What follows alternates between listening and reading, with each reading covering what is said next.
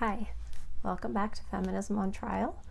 I wanted to share a story with you to show, and you guys already know this, but to confirm that this poison is everywhere. The poison of feminism that makes women think that they can just treat men in whatever way they want to.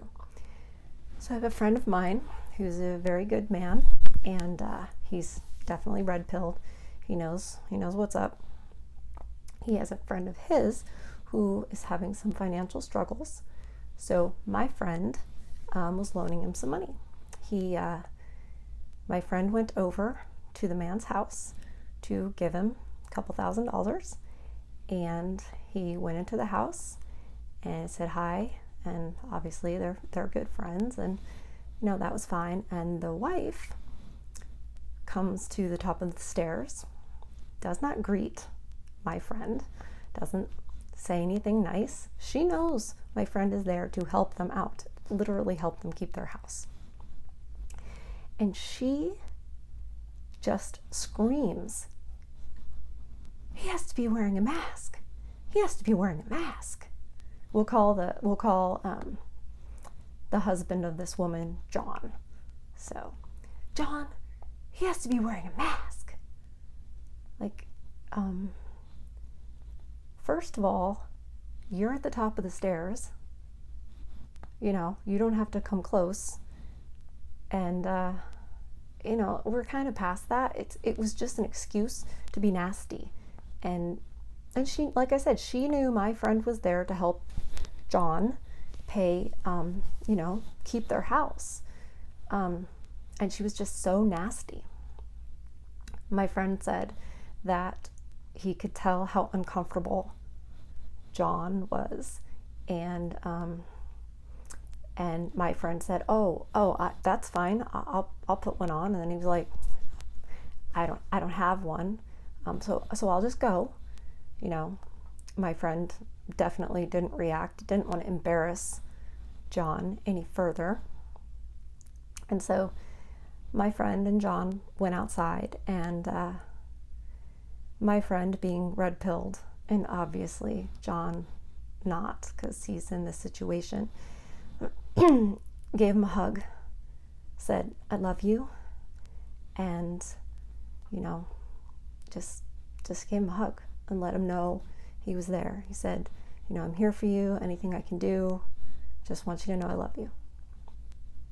And my friend wanted me to share this story because he said this is a way that you red-pilled guys who know what's up can support the ones who are in the thick of it, who don't really understand what's going on. And I guarantee you, this person we're calling John, who's in this situation with this woman who berates him, this is not the first time this has happened.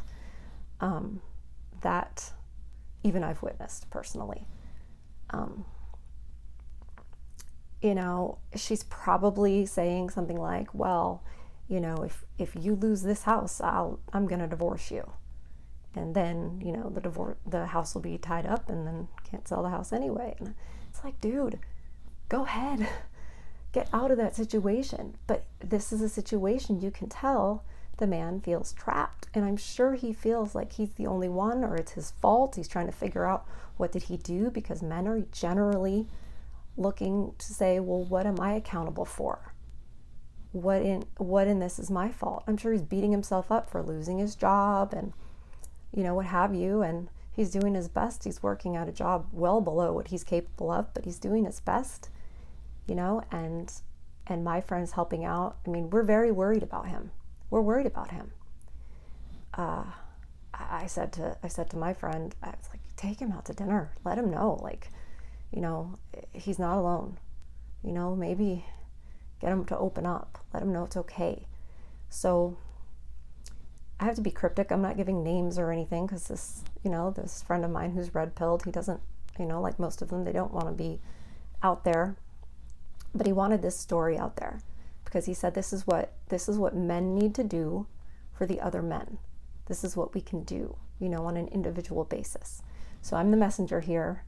I fully agree with that. I think it's really important for the men to look out for one another and recognize these situations and make a point to show the man who's in distress, who's in a situation like our example of John.